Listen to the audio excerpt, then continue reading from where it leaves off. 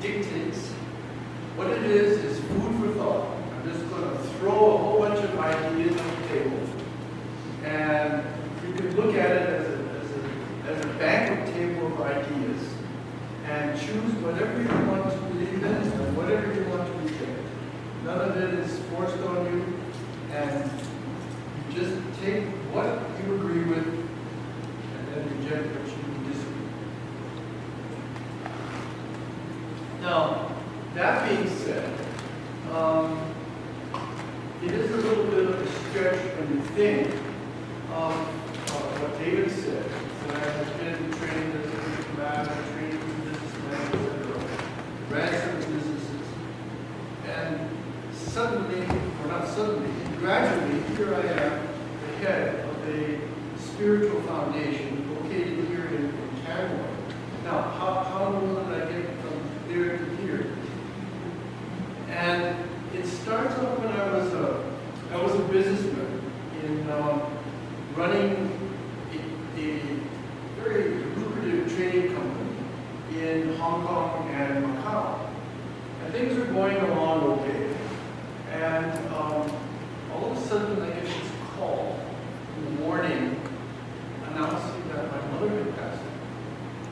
Of course, I knew she was sick and I knew she was on her way out, but just hearing the news was enough to shock me. But I had to go to an important meeting that night anyway in Hong Kong. And so in my grief, I went to the meeting anyway. And before the meeting, I was sitting in the main square in Hong Kong. I don't know whether you've ever been there, but it's just crazy. When you sit in there's a fountain, and I was sitting next to the fountain, and there were these millions of people, I guess, streaming back and forth. And I was sort of contemplating a life with my mother, and sort of wondering about the loss that I would not see her again. And as I was doing this, all of a sudden I hear to my left side her voice, crystal clear as if she was sitting next to me. And she says to me, "Son, I'm fine. Please tell your father." And I said, "Goodness, what's going on here? This must be a symptom of hallucination. And I'm not really, maybe it's the grief that's pushing me to listen, to hear this." So I went to my dinner, and then on my way back to my home, I again felt her presence. I could hear her, and then I even went into my apartment, and then I could still hear her voice. And I said to myself, my God, if this is real, and here I am being trained in a more rational education, I said, if this is real, give me a sign. And all the dogs started barking. So I said, okay, that's enough. And so over the next couple of years, what happened was that I was fascinated by this phenomenon because I had never really had any kind of interdimensional communication before. As I said, the way I was trained didn't, learn international relations with interdimensional processes. But what I did was to buy probably every single book that was available in the bookstores about near-death experiences, interdimensional communications, mediums, and all the psychics and all this stuff. So I was reading all this stuff, and getting acquainted with this sort of interdimensional communication. And at the same time, I would maybe walk into the kitchen of my apartment, and I could feel something or someone was there, and it was probably my mother. And it was a very powerful, you kind of brush next to it, and you know there's something there. Well, anyway, as things went on, maybe after about maybe a year and a half, I got this very strong message from her telling me to close down the business back to Hawaii. I said, why do I want to close it? It's doing quite well. So making a lot of money. And said, and this kept nagging me. And they'd give me visions of the beaches in Hawaii and palm trees and everything to kind of lure me back to this, to the islands. And so finally I said, okay, close down the business, pack up everything in a big, nice big container, and send it back there. And there I arrived a few months later on the island of Oahu, my birthplace, Honolulu, a place I never thought I'd ever return to. And there I was, I didn't know what I was supposed to do there.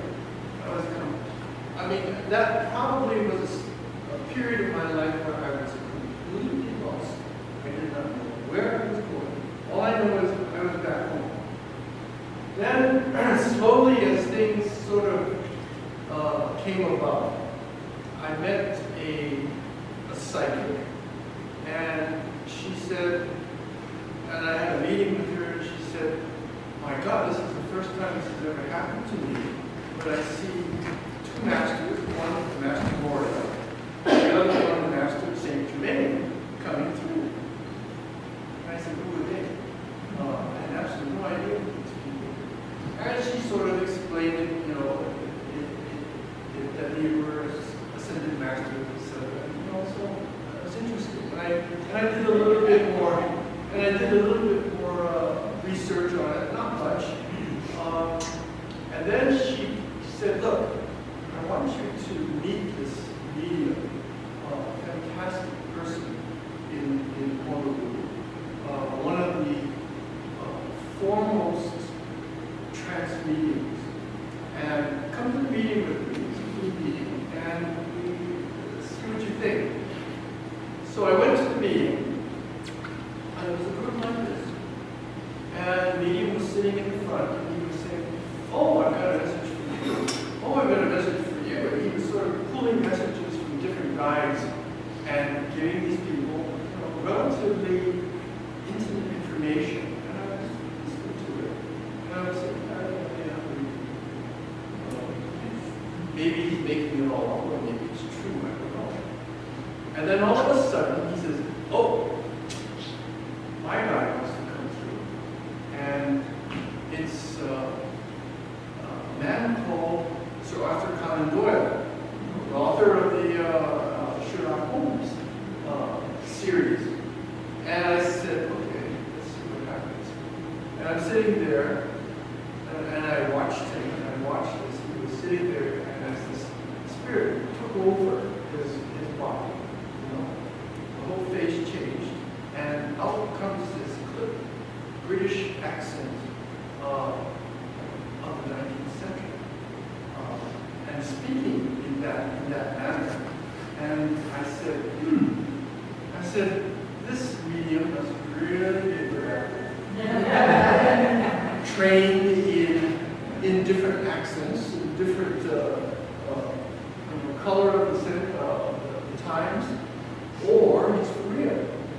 And so I watched it with fascination, and there was such a repartee between him and the audience. It was so spontaneous.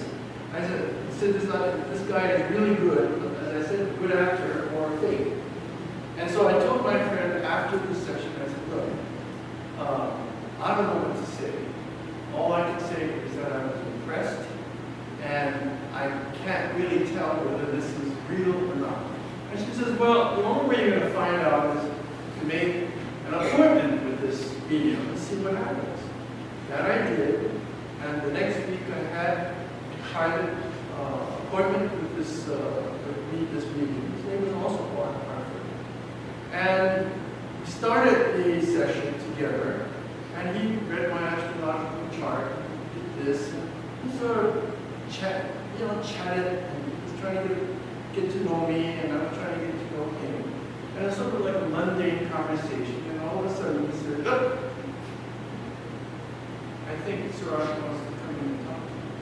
I said, bring him in. I mean, to me, it felt like such a great honor to be able to speak to this great spirit.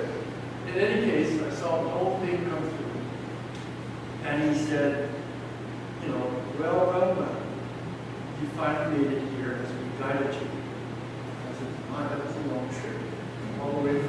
Asia.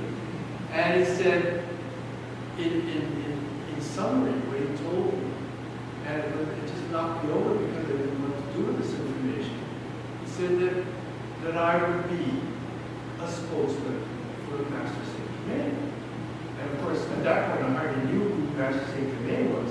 But what he did was to establish the relationship that I had had 2 or 3 centuries before in the court of Louis XV.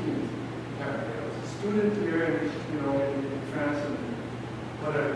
So, with this information, I kind of was reeling out of the session. I didn't know quite what to do, and I kind of, went along and sort of drifted with this information, really not knowing what I was supposed to do with this information. And one of the strange things that happened 2 or 3 months after that was that I had this great impulse to go up to the top of Mount Haleakala, which is on Maui. And something was supposed to happen up there, so I said, okay, I'll just follow my intuition and do it. And so I flew over to Maui, went up to the top of the mountain, and nothing happened. And I sat there and I said, what the heck am I doing up here? And I was wondering, I said, no, maybe I just call this whole thing off, and I did. I said, no, I'm going to go back and just call it quits. So as I was driving down the mountains, I got this message that said, stop here. So I stopped there, and I expected some dwarf to come jumping up at me and tell me something I could see, something I could, get my teeth into. And when I just sort of sat on a rock and looked out at this beautiful, beautiful scenery, and all of a sudden the clouds started to reform. And then I saw a cityscape in the skies of white. And what was the cityscape? I recognized it as Montreal. I said, Montreal? This was, I had been to Montreal once before after I graduated from the University of Pennsylvania. My parents were taking me up there. And that was the scene as you're driving in, on the other side of the St. Lawrence River. You could see Montreal spread out there. And I said, look, I'm the son of the tropics. I don't want to go to Montreal and freeze. And so I sort of brushed that thing aside, and I said, look, that's it. I'm going back to Asia, reestablish my business, which I did. I went back for a year. And the impulse came to me to quit that business, close it down, and go to Montreal. So I did. I took a quick trip to Montreal, and just to see whether I could live in that environment. And now I know why it was Montreal, because I'd had a lot of training in the University of Paris and University of Bordeaux, so I spoke French. And when I went there, it was just sort of like a fit in. But also, it was November, and they were having a heat wave. And it was 15, 20 degrees that weekend. I said, no, this is not bad. I'll go to Montreal. And there I went. And what happened after that was a series of conversations I continued to have with this medium in Hawaii, and I would fly over every few months, and I would sit down and be treated to these incredible conversations with Sir Arthur Conan Doyle. And it was during that time, it was a 2 or 3 year period, that we chatted. It was just like a parlor chat, joking and talking to each other. And here he was filling my ears with information that shocked me in many ways. He was telling me that my concept of the world was not correct. What really was happening was that the world, the earth,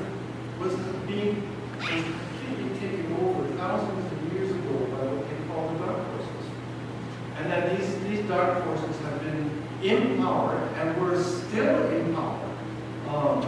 And they controlled the monetary system and the economic system and the warmongering system and the whole everything. And that we were really living in a state of slavery, not really knowing how really free we could be if we were free from this. Now,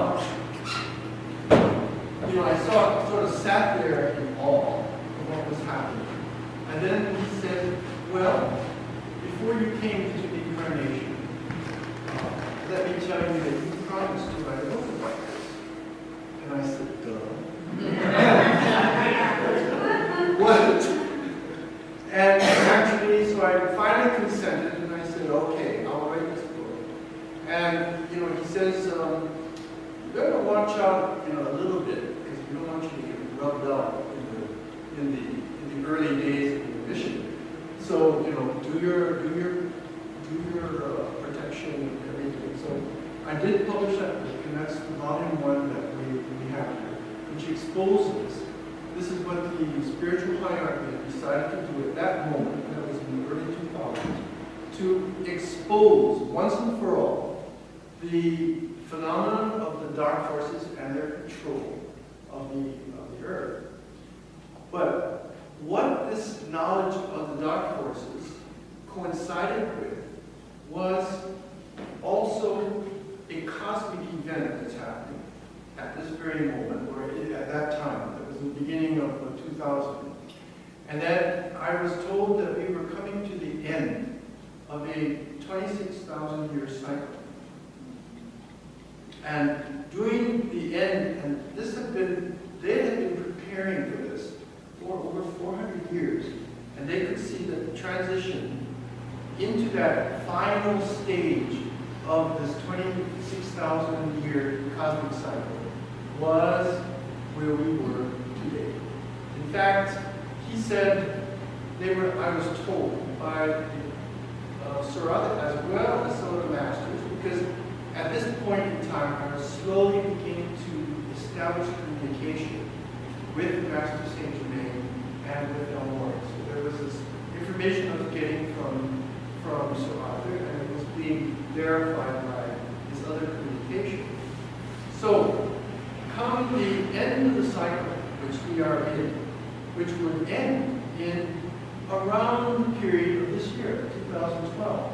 Not necessarily on the so-called date that they state, but in cosmic time, everything is around this time because it doesn't necessarily conform exactly to the minute of our own time system. But that we were coming to the end of this cosmic cycle, and what was going to happen during these the final 10 years of the cycle? Well, I don't know whether you have been experiencing this, but toward the middle of the 1990s, things started to ramp up. And when 2000 came, things began to ramp up even more. And over the last, say, 12 years, things have been going faster and faster and faster and faster. And I'm sure all of you are aware of how fast time is moving. You lift your head up and it's the next year. And you wonder what happened to it. Well, this is a phenomenon called acceleration. And this acceleration marks the end of this cycle, and it also has other effects on the world today. And this is why things are in a complete turmoil on the earth today. The end of the cycle, the acceleration that's being placed on us for the last 10 years has resulted so far in the collapse of the economic system and financial system. Now, you say it's not collapsed, but if you look at year 2007, 2008, you'll see that there was an opportunity there for this whole thing to just go boom. And indeed, it did. And what it's now clinging to are the threads of all kinds of manipulations that keep the system looking on the surface alive, but is actually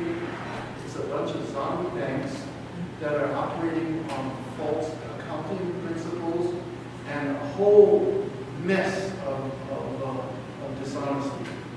And so these banks and the financial system are drifting away.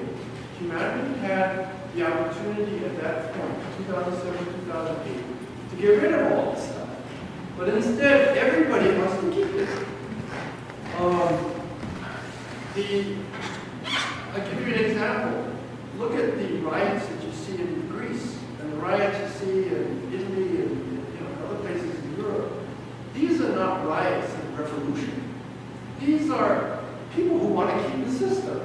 They want to force that government to give what the government had promised them, all these checks, pension checks and stuff like that. Keep the system going, keep it going. So when you see what's happened, that one wonders, why is the system hanging on so long, despite the fact that these banks and organizations are losing money by the trillions, being supported by governments in collusion with this to keep the system going? It's because humanity has now chosen to do it the hard way. Instead of getting rid of it and moving on, they are now clinging to every vestige of the system so that it doesn't fail, but it will eventually fail because we're at the end of the cosmic cycle and everything in its way gets pushed out of the way. And there's no way to stop it. Now, they can drag it out for years, but that is the usual thing human beings do, is that they choose the path of suffering. And so little by little, we'll just suffer through this thing, and the system will be eaten away little by little as it just kind of dissipates. Now, at the same time, while this acceleration is going on since the beginning of the year 2000, is a constant state of warfare. You notice it, and it's mainly kind of focused in the Middle East because that's where we have projected there would be a big boom. I may have been mistaken by saying that it was going to be a huge World War III, which is what I think the spiritual hierarchy expected, but instead it would be a little bit tricky by having a little one here and a little bit there. But when you put it all together, it's a massive mess of warfare. And I still think that result of acceleration is coming. It's around the corner.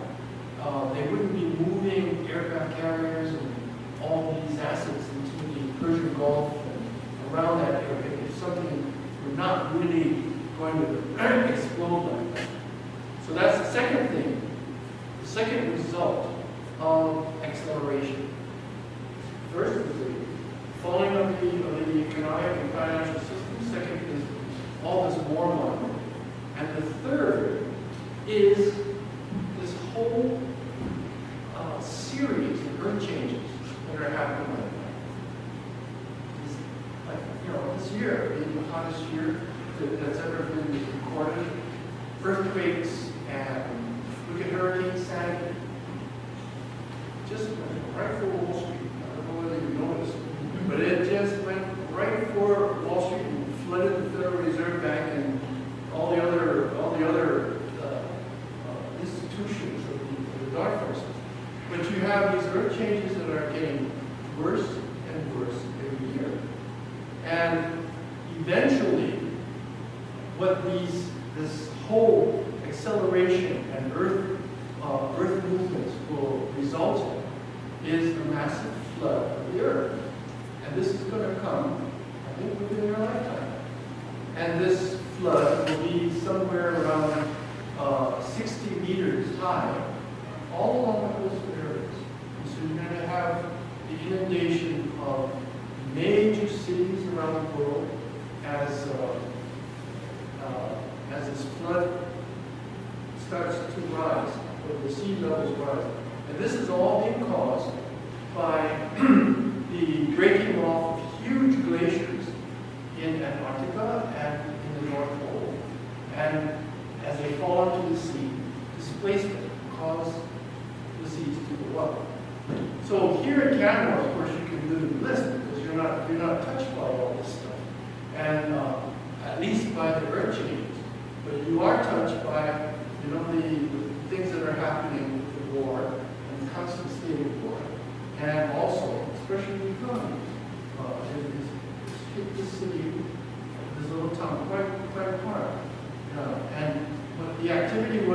talk with real estate. You can see that the real estate is suffering from this.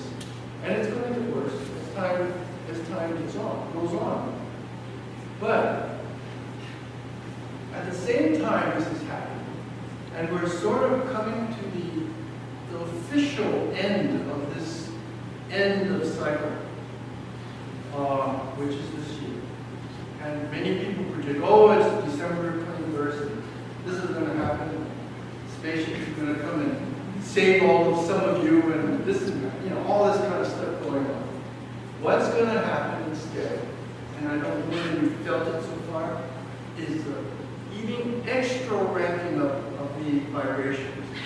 And you'll find that you feel you get dizzy and can't handle it. You see people going off going insane. And many people are just going to check out. They're just going to decide, I can't take this anymore. Goodbye, I'll come back in another lifetime. And this is what you're going to see in this period of time, from about now until maybe the end of June. And then things will slow down a little bit, the acceleration will keep up. Now, during this period of time,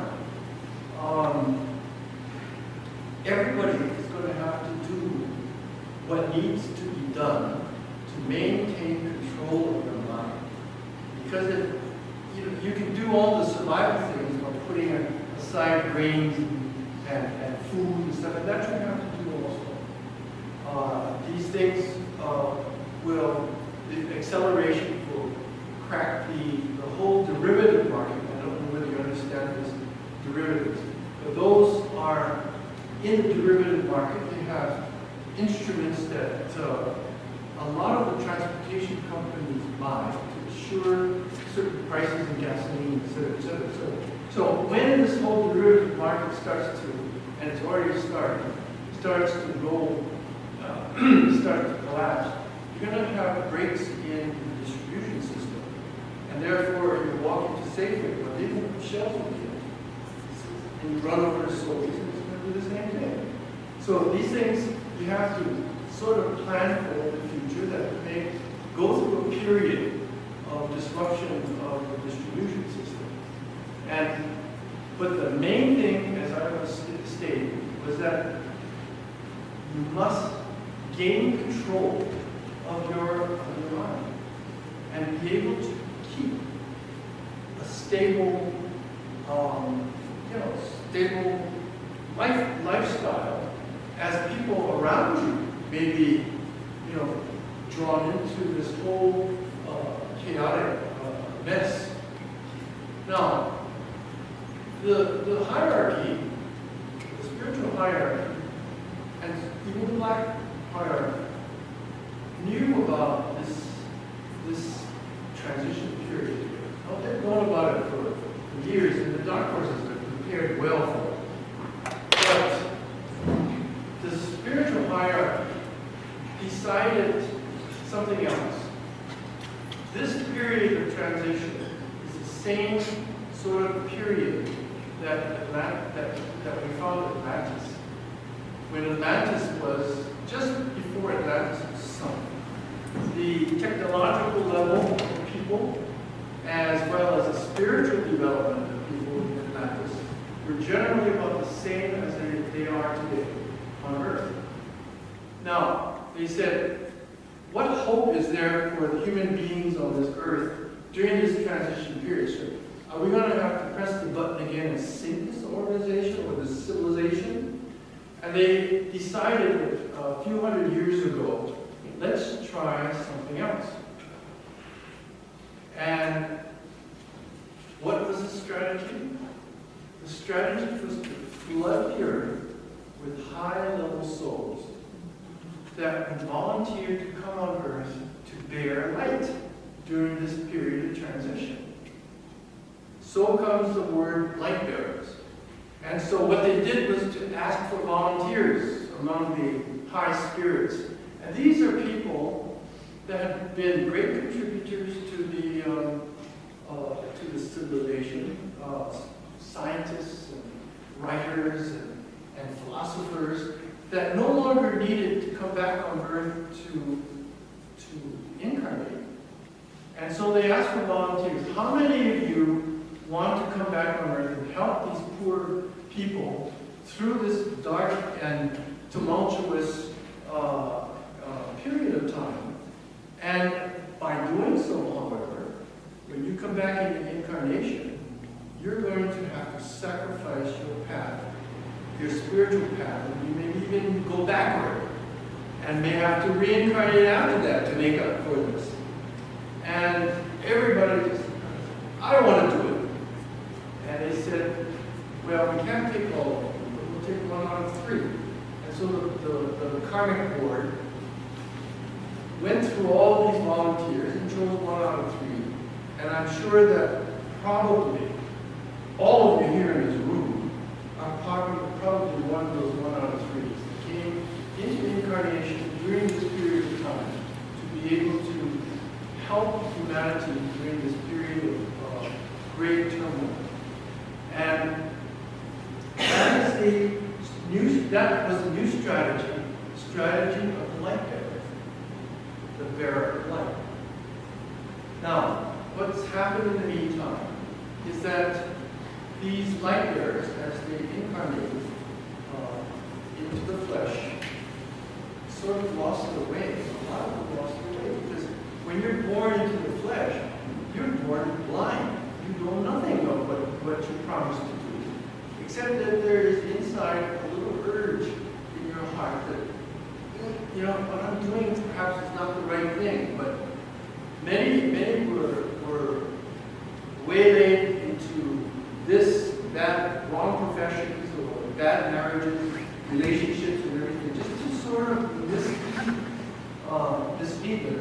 In fact, most of the light bearers that were born probably were targeted immediately by a young person in the astral plane, saying, okay, let's see how we can get this one into drugs, or this one into alcohol, anything to get them off the path.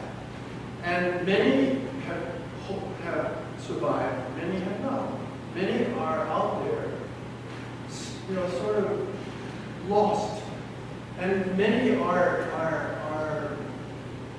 searching for something, and they don't know what they're searching for. It's something inside of them that says, you know, maybe I'm a financial analyst in the bank, but I shouldn't be here.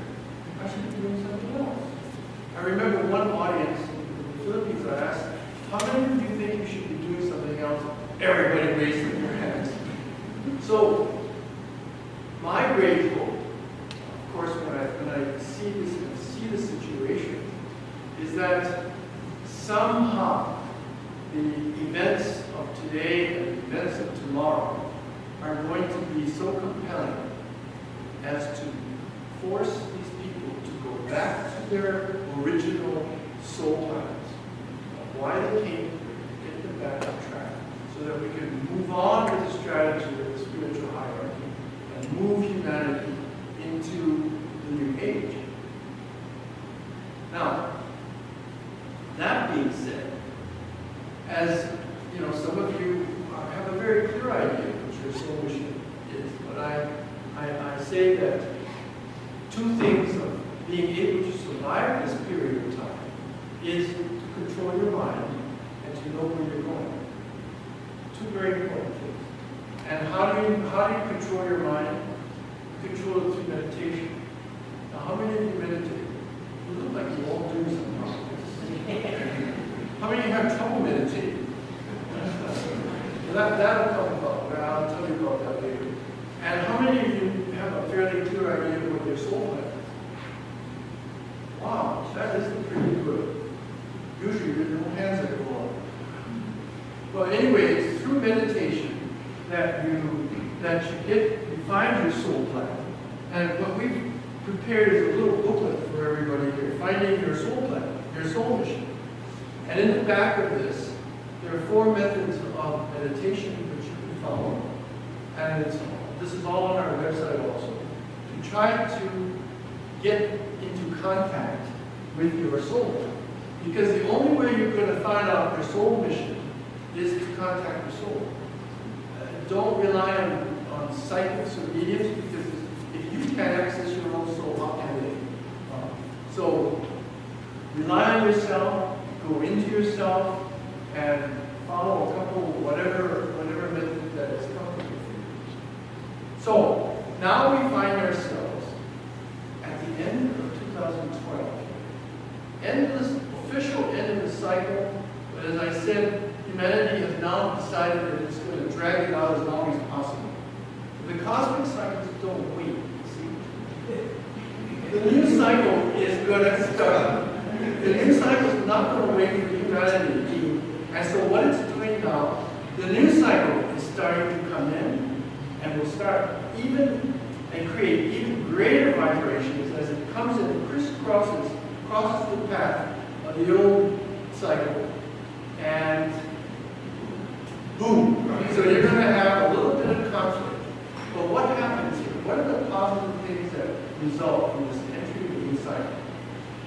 Of course, the new cycle is going to increase vibrations even further. And what's going to happen is that suddenly, I think around this time, maybe next month, you're going to start feeling quite fearless. You're going to start doing things you know what you were doing before. Things that you used to tremble at, and plans that you had to do that you were too timid and too scared to do are suddenly going to come into your mind, and you're going to just do it without fear. And that fearlessness is caused by the fact that fear, being a very low vibration, hits you right here, your solar plexus. And as these vibrations are going wild, they're lifting you up also, so that when the fear tries to hit it, it misses the mark. So that suddenly you're going to be a more courageous person during these coming months, and then the coming years and the rest of your life. Another thing that's going to happen is that as your vibrations rise, you're going to start entering, whether you like it or not, into perceptions of the next dimension, which is the fourth dimension.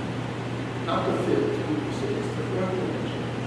And your clairvoyance, natural clairvoyance, will be starting to open up to you, if you already don't have it. Your eyes, your physical eyes, will begin to see what they call etheric vision. That this physical eye will be able to perceive, and that's only because your mind is widening, is to perceive the next dimension. And it's not the whole fourth dimension, but what you're going to see is, something running along the side of it, this little gnome, or you go into the garden, do some gardening, you're going to see some fairies, and you're not going crazy, because you're actually seeing these. And they were always there, but you couldn't see them before. I mean, some burly truck driver will see some elf hovering around on his engine as he's driving on the highway, coming off the road. But this kind of stuff is going to start happening more and more. And with this new vision that you'll notice, things will look brighter, lighter, and newer. And I remember going into the Bank of Montreal here and asking the manager, "Can you paint this place with something that looks so bright to me?" "No, it's the same old thing." And I think that's how it's going to be. You're going to see things much as brighter as your eyes perceive a wider range of light and colors. Now, when this starts to happen, it's not something to be afraid of. It's something to really develop more. And in addition to that, you will see that your relationship with animals is going to change also. How many of you have pets? They're going to start talking to you. And then I already are. I'm just talking to my cat and telling her not to scratch the furniture. And I'll see if it really, she was listening to me, and I was wondering whether she really understand it, but that's what's going to happen. It's going to be more of a conversation you can have with these animals.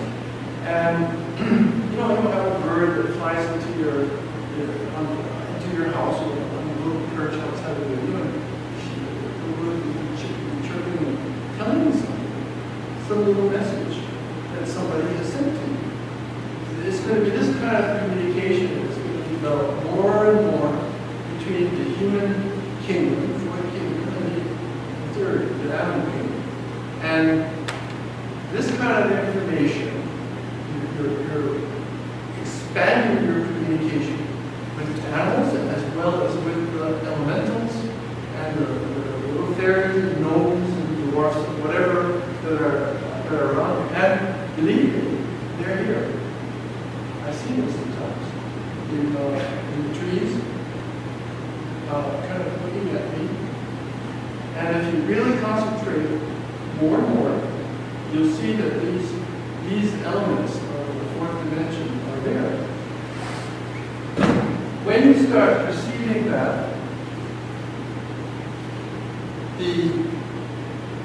your natural clairvoyance will be developed.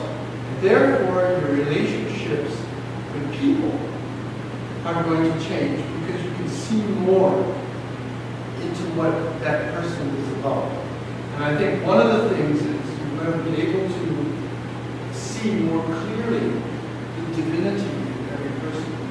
Now, this is the big goal of higher perception, because that ability to see the divinity in the person, no matter how annoying that person can be, chat, blah, blah, blah, blah, and you can just kind of, you know, then you can see a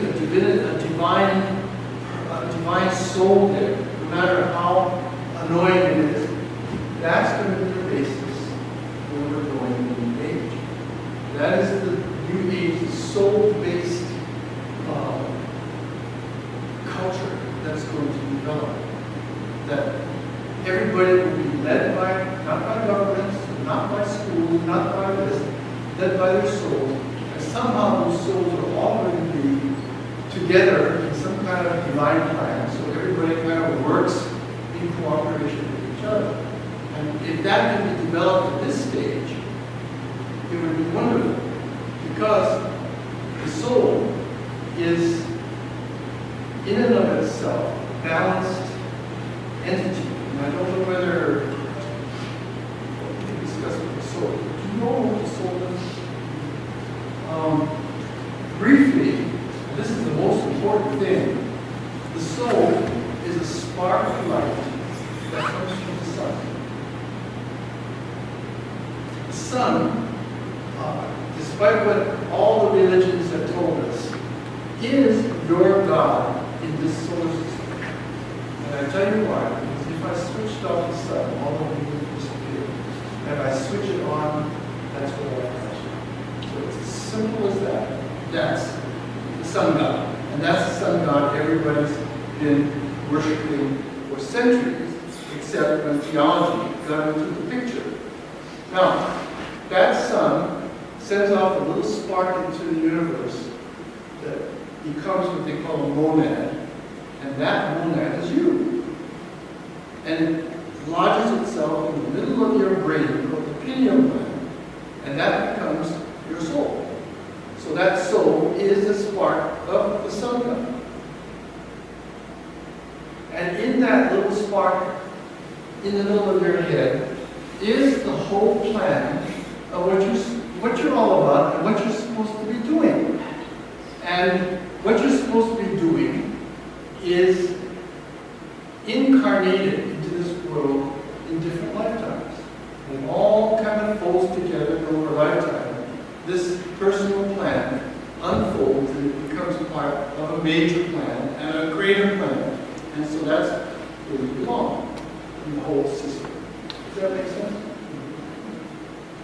It does? Okay, good. Now, where was I? So, what happens is that this particular structure, let's say, of you, the sun, and the soul plan, in the next 50 years. And what's that? We have from 2012 to another 50 years, a period of time where the Earth has come to a balance before we can actually enter into the new age. Right now, it's just a mess. You know, people going hither and yon. And in spite of the incoming feminine qualities that are coming on Earth, these qualities have to be settled somehow in each person's soul. That soul knows exactly, in your particular makeup, the balance between feminine qualities and masculine qualities. And I'm not talking about gender here. It has nothing to do with female or male. It has to do with the qualities that are within your soul. So, as I go back and we talk about the ability to see the divinity in every person or in every being, it is actually the ability to see that soul in the other person and in yourself as a balanced, feminine, and masculine being. And our whole problem in the world today is that masculine energies are stronger than the feminine, which is why we have systems of war, banking, and all this stuff. So when that thing evens out, and they've given us, well, they've estimated that it's going to take us another 50 years to get to the point where the energies are balanced enough so that we can start to really talk about entering the new age. So, what's happening in this month, for example, as I said, we have the end of this cycle. It's kind of, you know, as I said, we've chosen the long suffering route. We have the new cycle coming in, and therefore we have at the same time this destruction that's going on in the old cycle. We have the new cycle coming in that just exudes rebirthing, new birthing, new, everything new, because it's a new cycle coming in. And how does it impact on you? Is that with your ideas with your ability to define what your soul mission is, and a clearer idea of who you really are, you can tap into that new birthing energy and do whatever you want. That's new. These are things that, I mean, you have old relationships that have gone sour, and you can rebirth that relationship into something new, and something that will be positive. You have also the ability, if you even want to start a business, which is the last thing I would do at this point, but you can do that. If that's in your soul plan, to start something new, use that fearlessness that's coming up that you'll feel, and go for it. Now, the destruction that's happening at the same time brings incredible amounts of opportunities to you. Say you have a big box like Canadian Tire, and that thing goes bankrupt, and eventually because those are the things that are all going to disappear. So will safety, and so will Sobeys. All those things are eventually going to be wiped out in the destructive end of this first cycle. Enter the new cycle. Who's going to provide all those services that those big boxes did?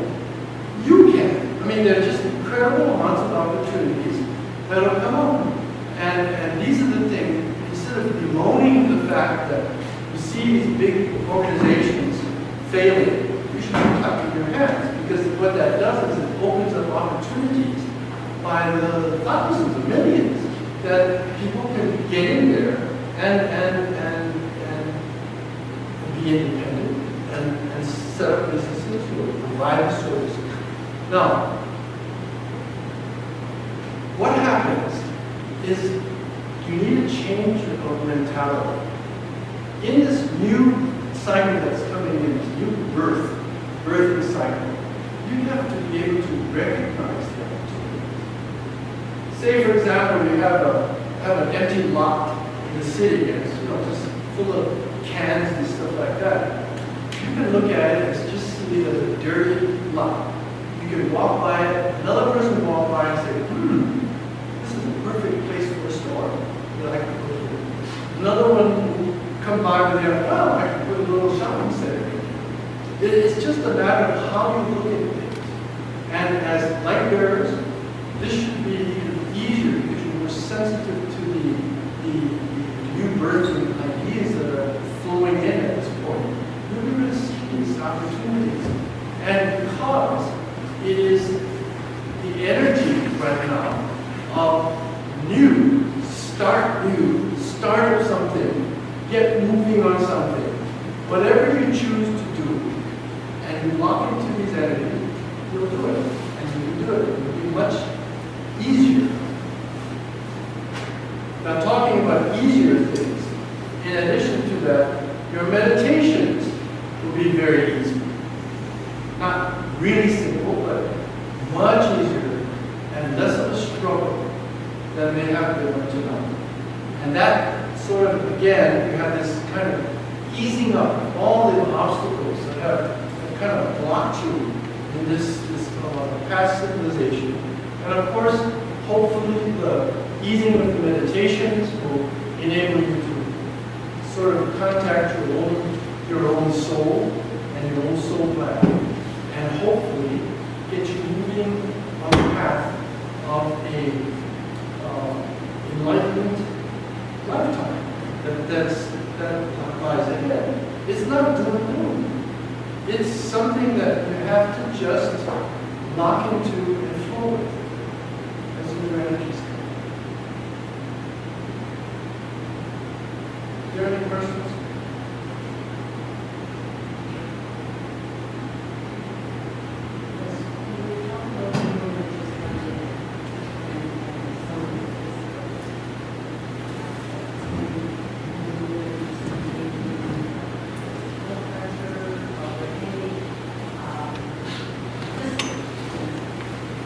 Well, some of the physical symptoms, I'm sure you've felt it, dizziness, and can even raise your blood pressure too. And that's something that you have to, there's a very simple exercise you can do. It comes with pranayama. And what you do is take a deep breath, and then you pull prana in from the top of your head, right down to your toes. And that should readjust you to the energies of that level, at that particular period of time, that day. And I say we have to probably do this several times a day. I remember just last week I was in the safety and the energies in there were just driving everybody crazy. People were fighting, this kind of stuff. And sort of couples were scrapping with each other, and I said, get me away. And so I just had to stand in the aisle like this, take a deep breath and pull that prana through, and it sort of equalizes you to the energies that you don't succumb to. Now, another thing that can happen is if you don't adjust to the new energies constantly as they're ramping up, you get sick. And you'll get mentally unstable, and also you'll feel physical symptoms. So that's why meditation and this little prana exercise is very necessary. Daily increasing vibration. Believe me, in Canmore, they go even faster. I don't know whether you notice it. When I'm traveling more on the lower lands, if you want to say, it's not as acute. When I come back here, I can feel my heart going up like this, and I just have to really adjust to it. And all of a sudden, now for whatever reason, it seems, to me, off. And I was trying to figure out that. Yeah, it does happen. That would be one of the things. Michael, can you just explain to people, I'm sure quite a few people know about the vibrator, you said like in safely. There are always, a lot of the stories you know, there's a really heavy rock or something like that, how that affects people. I think a lot of people aren't aware of how it really stills their energy. Well, you know, if you notice you go into restaurants and you go into stores and you've got this music going on, that is not part of the upper vibration. That is part of dark force attempts to make you do things you don't want to do in deep walls, for example. To stimulate things in you that you normally wouldn't have. And shock more for one thing. You know, to sort of lose your control over your mind so that your mind moves. And you've got to be aware of it. That's why I just like to stay away from these places because we have this stuff going in. And if you really stop and listen to the lyrics of some of this music, it's every cosmic law being violated. With every opening, every stanza of the music, it's some cosmic law being violated. So, you know, I don't know, you just have to build a wall around you if you want to shop it and get something from these musics. But it is, as I said, it's not, well, it's both the energy, the higher energy, but the long energies being thrown at you. Now, how many of you don't meditate or haven't been? How many of you would like to try some different methods of meditation? Okay. Well, as I said, I'll go over these four methods here. One of the ways of finding out what your brain is about, what you are obsessed with, is to do the first method of meditation, which is to vibration. What you do is sit quietly in a chair, or in a corner in your house, or someplace in your house, where you would go repeatedly to this place to do meditation. And what you do is take a deep breath and just relax and watch yourself. Just watch your own brain, what it is doing. Suddenly you'll see things come, oh, I got to take my kid to the school, I got to go shopping, I got to do this. You just don't do anything. You just watch it. Watch it. Just like you're a third person, watching what your mind is trying to get you to think of and to divert you with. Now, you will realize that your mind, if it's not trained, it's like a wild horse. The thing wants to go here and wants to go there, here, and the whole point of meditation is to bring it in and pull it under your control, so that you tell it what to do rather than it telling you what to do. And that's why you get a lot of people who are running helter-skelter, running about, and they really don't know how to focus on what their life purpose or their life activities are. You want to try it? What's here?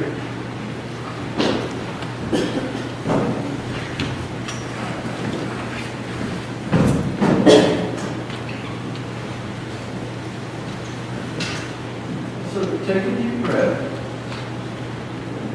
and exhale, and then just sit there and watch yourself.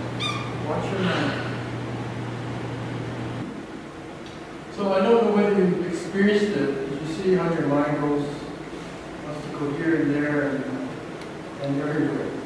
Now, the second level of meditation is to concentrate on an object, to bring your mind into focus on that object and to not let all this other stuff get in your way.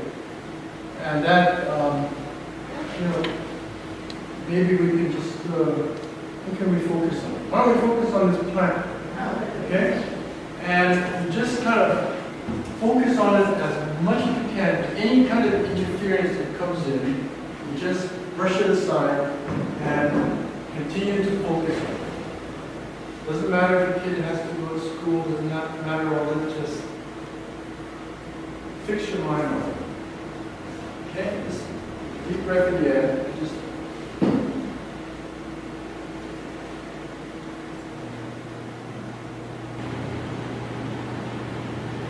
how many of you lost your focus? Thanks for being honest. That's what happens. And you know, you get 30 seconds of focus, then it builds up to 45 seconds, a minute, and then hopefully a good 10 to 15 minutes of focus will make a huge difference in your life. That's when you're able to concentrate and focus. For some reason, things around you start changing. Now the next exercise is an exercise that the neophyte, little Buddhist monks in the Himalayas are trained to do. And one of the things I had to do once I learned about this mission I had to do was I went through a period of 10 years of training. Partly in the Himalayas, partly in Montreal, and it was a constant training in the ancient wisdom, in the ageless wisdom, until they released me to the public, which was only 2009. But up to that time, I was writing and I was being trained and directed to learn how to focus. And one of the main things was this type of meditation. So, this third exercise here is what little Buddhist monks are learn to do. And what it consists of is taking a deep breath, exhaling. Take a second deep breath and exhale. And you do 7 of those successively without getting waylaid or losing your concentration or thinking of anything else. And try to reach 7 without getting distracted. And if you get distracted on the third breath, you got to go back to the beginning. And then start over again and get to 7 if you can. And don't rush it, because rushing it's not going to make it any easier. Some people, they make their 7, and that's not being fair. So just take a deep breath, release it, and don't get bothered. If you have to go back to square one, good. But that's what life is all about. A lot of times you make a mistake and go back to square one. Just keep doing it until you can easily make it to the 7 and not lose your concentration. So you're just focusing on the breathing. Breathing. And if you don't want to get distracted by your counting, yes. The counting can make you distracted. You can just use your fingers, like this, and to 7.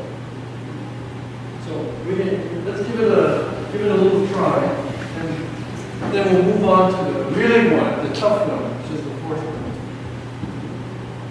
Okay, take a deep breath. That's 1.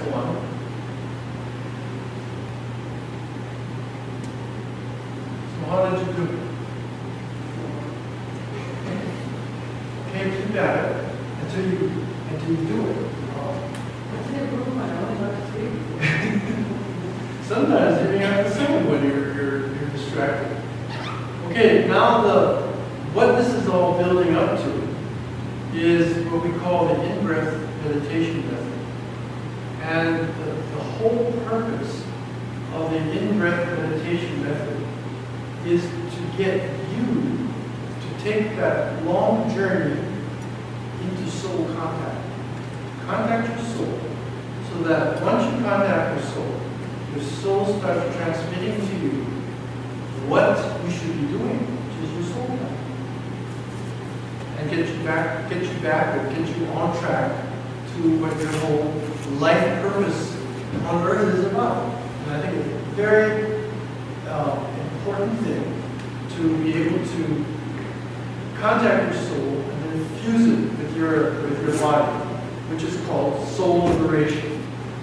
That's Saint Germain's great project of soul liberation. Feel it, hear it, see it. Well, it takes time, but you'll know. It's a matter of knowing, okay, this is what I should do. Or this is what I have to do. And it feels good when you know when that contact, when the signals come from. Or it can be, it's not a little voice, but it's more knowing and just a knowing direction that intuition where it comes up is. So what this consists of is breath again.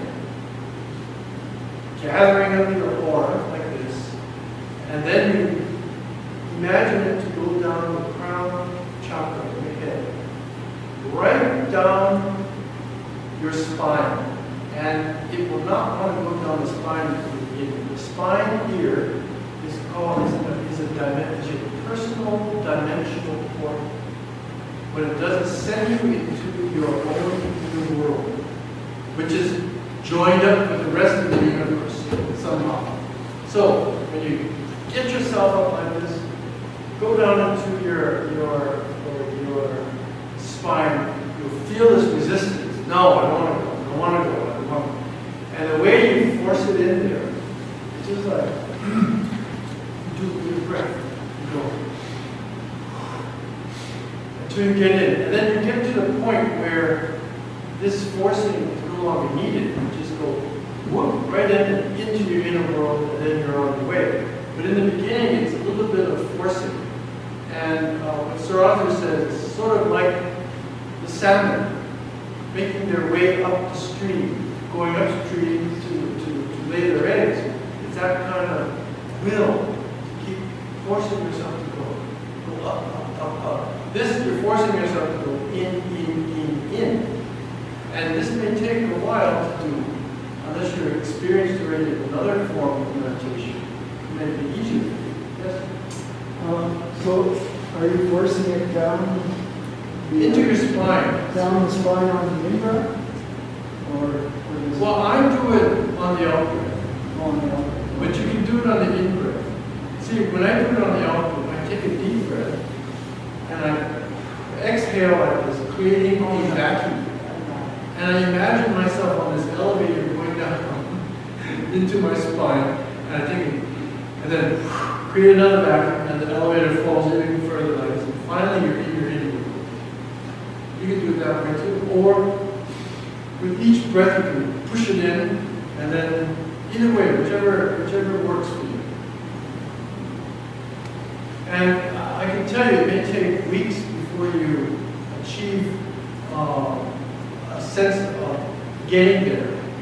And then what will happen is that you get into your inner world, and then you'll find a nice, comfortable place, and you say, oh, this is nice, I think I'll stay here for a while. That's a no-no. You got to keep going and going and going and going until, in that, the story about, let's do that. You know, the one that, no, the one that goes down the brick trail. The Wizard of Oz, just like that. You're just like going into your own world, you're following this thing, and you're going to the Wizard of Oz, the Wizard of Oz being your soul. Okay? It's only over here, the journey seems like endless. So getting somewhere peaceful does not mean you're there, but you'll know when you get there. Yeah. And so many people stop there, and therefore never achieve much. But what'll happen is you just stop yourself from and keep moving in. And then what's going to happen? And when I say when you do this, then things in your life start to change. Now, you may have relationship problems that may erupt those things and free you from it. But if you're looking for a job or you're having problems with money, all that stuff begins to get resolved. And in the most fantastic ways, these are the things that the fruits of meditation as you're going through this. And you just keep going and going and going and going. Now, how do you know when you arrive?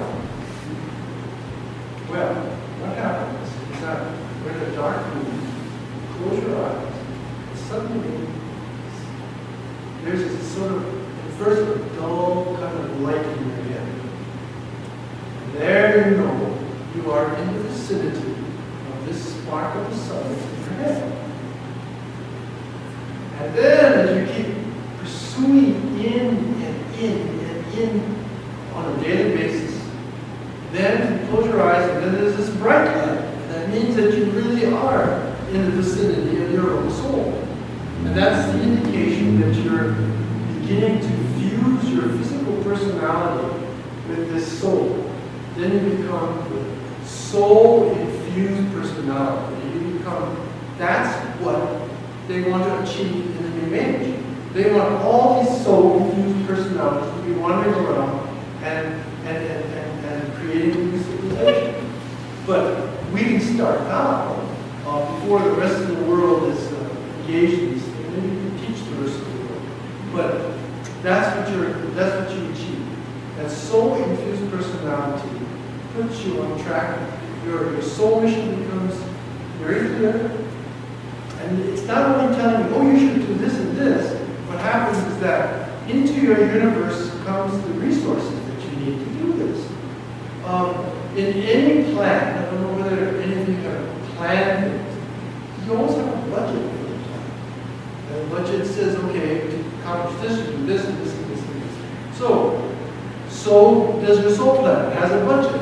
And whatever you need to, whatever resources you need to achieve step 1, step 2, step 3, however it manifests in your life, you'll be there. And that's why I say it takes time, but you've got to keep at it, persistence, until you begin to see the differences in your life, the changes in your life. And as I said in the beginning, it could also mean that obstacles in your life, you think are necessary in your life, certain attachments that you have to people, certain attachments you have to things, those things break away. And you have to look at it as a freedom, of detaching from this thing and moving forward. Now, if you're able to do any of this on a daily basis for 20 minutes, you will achieve great things. Great changes will happen in your life. And don't give up. That's the main thing. And don't feel guilty if you miss a day or you miss a certain period of time that you put aside. Just go back and do it. Now, the main thing in your meditations, all 4 of these that we've gone through, is that you must sit in silence. We do not believe in guided meditations, because guided meditations are essentially mind manipulation. You have this little voice, the music is going and leading you here and there. That's not what you want. You want to find your own soul path, and you want to find what is essentially yours, and you have to keep everything quiet and silent. Silence is the precondition for good meditation. And I said, happily, as this new birthing energy comes in, all of you who are having trouble with the meditation will find that you have much less trouble, and things will just move more smoothly because it's a new start. See? Moving in. Do you have any other questions?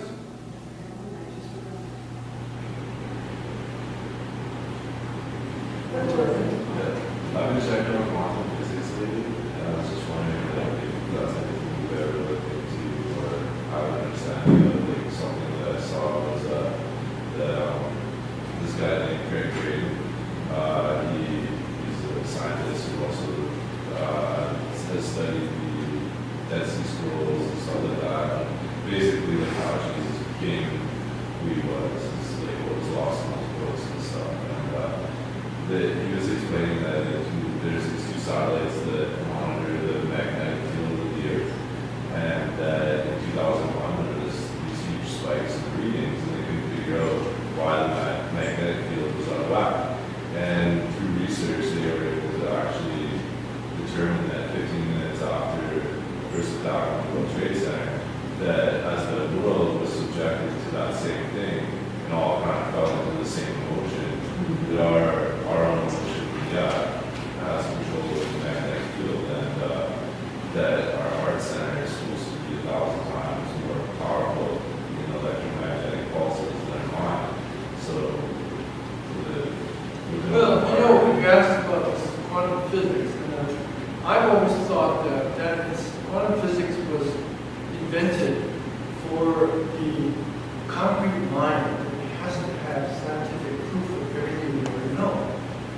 I get my particular jollies and knowledge from studying the ancient wisdom.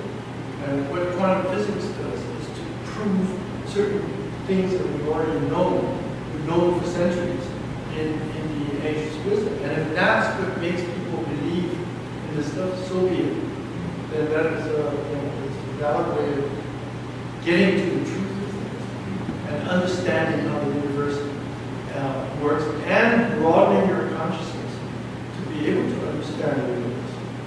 Yeah, I think maybe just for myself, like that was it. For yourself, if it satisfies you, fine.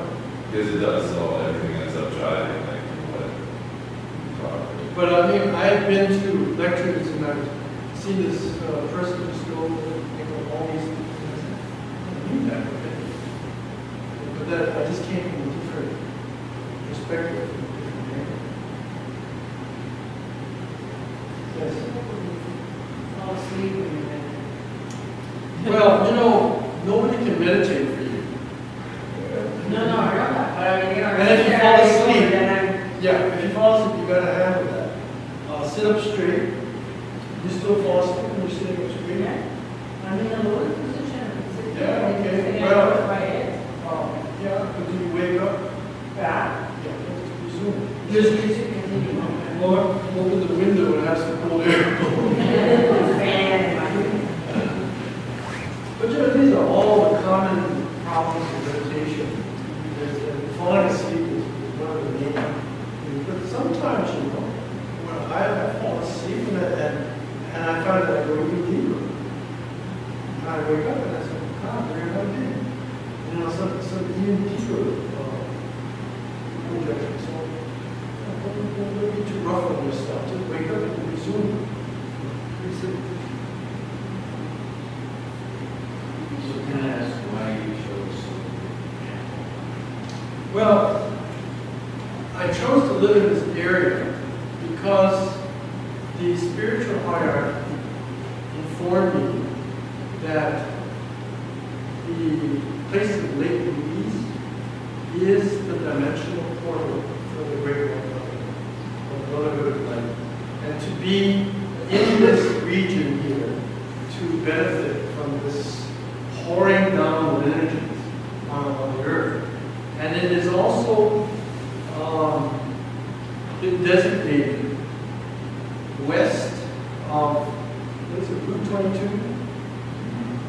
Down by corporate like that. From there, all the way to Lake Louise is what will be the new spiritual region of this. There, a new civilization based on what I've been telling you about this soul-based kind of civilization is to sprout up in the next centuries. And this is just the beginning of it. And that's why we are here to, propagate these teachings and encourage people to move into this type of life. Not people moving in physically, but to teach those who are already there to look at this area as a safe spiritual region that will